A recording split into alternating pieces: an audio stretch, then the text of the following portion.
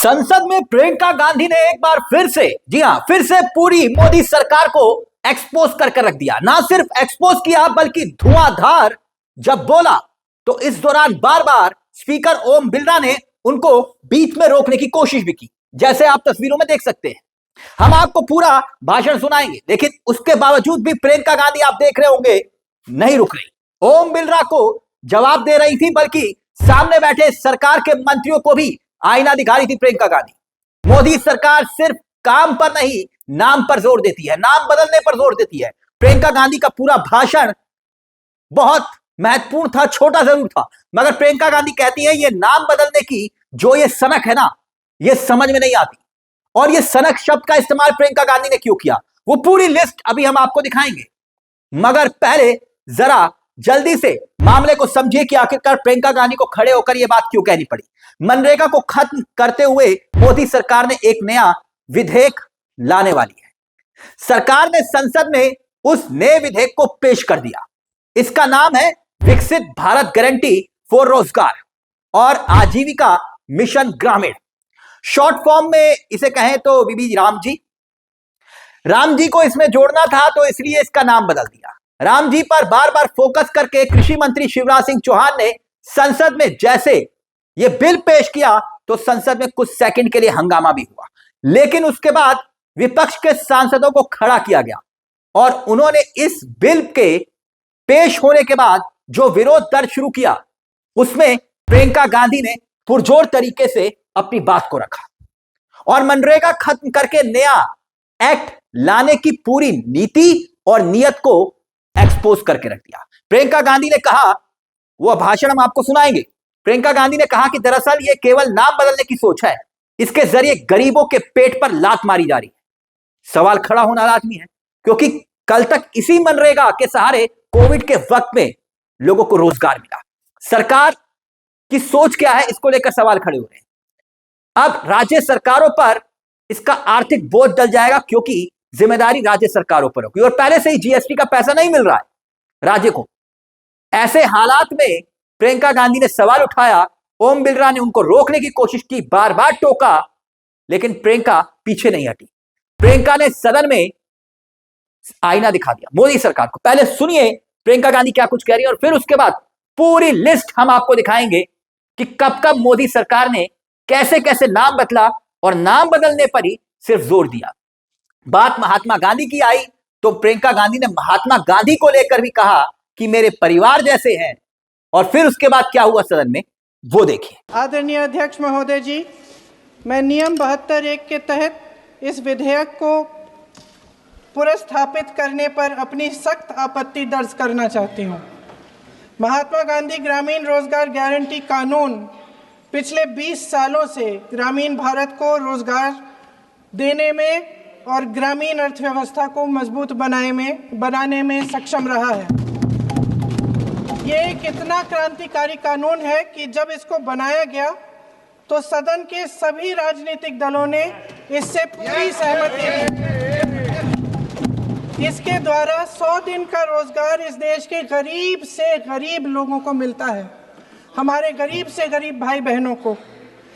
हम सब जनप्रतिनिधि हैं महोदय, जब हम अपने अपने क्षेत्रों में जाते हैं, आप भी जानते हैं, दूर दूर से हमें दिख जाता है कि मनरेगा का कौन मजदूर है। सबसे गरीब होता है, चेहरे पे झुर्रियाँ होती हैं, हाथ मिलाएं तो सर हाथ पत्थरों की तरह।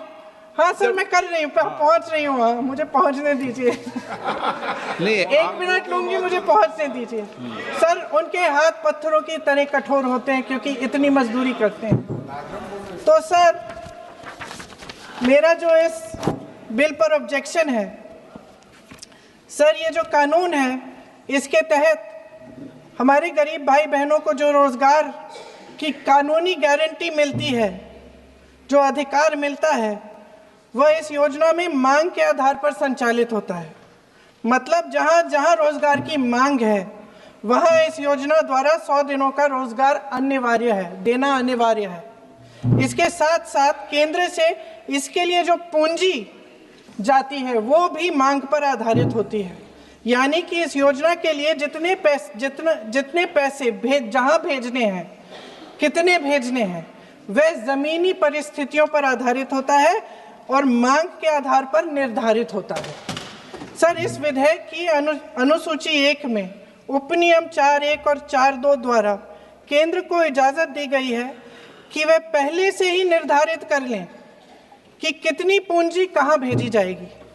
इससे संविधान के 73वें संविधान संशोधन को नजरअंदाज किया जा रहा है। सर महोदय, इसके जरिए ग्राम सभाओं को इस योजना की मांग की जमीनी परिस्थितियों के आधार पर तय करने का पूरा अधिकार दिया जाता था। आज वो अधिकार कमजोर किया जा रहा है। सर, आखिरी बात यह है सर कि हर योजना का नाम बदलने की जो सनक है ये समझ में नहीं आती है। सर, जब ये किया जाता है तो सरकार केंद्र को पैसे खर्चने पड़ते हैं। महात्मा गांधी जी मेरे परिवार के नहीं थे, लेकिन मेरे परिवार जैसे ही हैं और इस पूरे देश की यही भावना है सर, इस पूरे देश की यही भावना है। अब ध्यान से सुनिएगा, एक एक योजना के बारे में हम जिक्र करेंगे। और प्रियंका गांधी ने हवा में यह बात नहीं कही है कि नाम बदलने की सनक दिखाई देती है और हकीकत में दिखाई देती है। क्योंकि मोदी सरकार ने पिछले 11 सालों में नाम बदलने की जो लिस्ट सुनेंगे ना अब आप खुद हैरत में पड़ जाएंगे। सरकार सबसे ज्यादा प्रचार किस योजना का करती है? जनधन योजना का। जनधन योजना, क्या आपको मालूम है ये योजना कांग्रेस के वक्त आई थी और इसका नाम था जो मोदी सरकार ने बदला, basic saving bank deposit account. Basic saving यानी कि थोड़ी सी सेविंग करने के लिए ये अकाउंट खुलवाए गए थे। तो मोदी जी ने कोई नई स्कीम तो लेकर नहीं आए, उन्होंने सोचा इसी का नाम बदल देते हैं, जनधन योजना इसका नाम कर दिया। अब आगे सुनते जाइएगा। मोदी जी की एक और योजना, दूसरी योजना स्वच्छ भारत योजना, जिस पर बार बार डंका पीटा जाता है, खूब नाम सुनाया हर रोज, स्वच्छ भारत।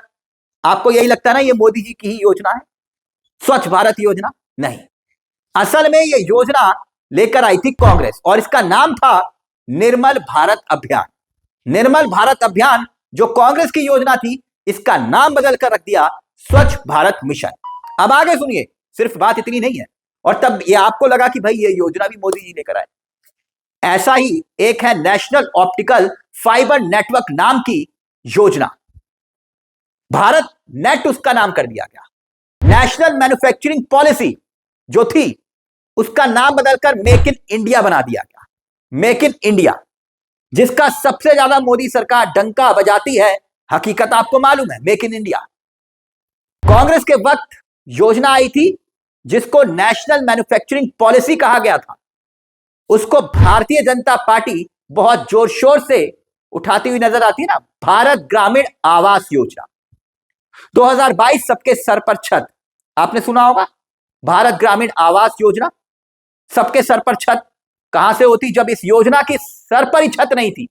यह योजना भी कांग्रेस की योजना के नाम से बदल दी गई। कांग्रेस की योजना थी इंदिरा आवास योजना और इसका नाम बदल कर रख दिया मोदी जी ने प्रधानमंत्री ग्रामीण आवास योजना। आपको लगा होगा कि भाई मोदी जी नई योजना लेकर आए, लेकिन यह लिस्ट है और बहुत लंबी लिस्ट है।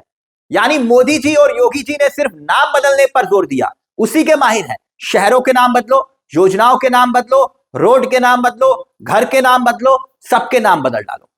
लेकिन हां, चाइना जब अरुणाचल प्रदेश का नाम बदल देता है ना, तो यही मोदी जी कुछ नहीं कहते। और ऐसे ही मोदी जी ने मनरेगा का नाम बदल कर दिया अब पूज्य बापू यानी कि पबरेगा। पबरेगा, आप समझ रहे, पबरेगा। वैसे मजेदार बात यह है कि नरेंद्र मोदी की सरकार जब से आई थी, उन्होंने नरेगा, पहले इसका नाम था, फिर मनरेगा, जिसका जबरदस्त मजाक सदन में उड़ाया था मोदी जी ने, कहा था सरकारी पैसों की बर्बादी है ये, कांग्रेस सरकार की विफलताओं का जीता जागता स्मारक था। यही कहा था ना, गड्ढे खोदने वाली योजना, सदन में कहा था मोदी जी ने। और आज उसी योजनाओं के नाम भी बदल रहे हैं। इसीलिए प्रियंका गांधी ने इसे नाम बदलने की सनक कहा है, जिसका जिक्र प्रियंका गांधी ने सदन में किया। इस मुद्दे को लेकर आपकी क्या राय है, हमें कमेंट बॉक्स में जरूर बताइएगा। मुझे तिलक चावला को दीजिए इजाजत। एक छोटी सी दरख्वास्त, चैनल को सब्सक्राइब जरूर कर लीजिएगा। यह मंच आप ही का है, जहां हम सिर्फ खबर नहीं दिखाते बल्कि खबर के पीछे की खबर भी बताते हैं। नमस्कार, जय हिंद, जय भारत।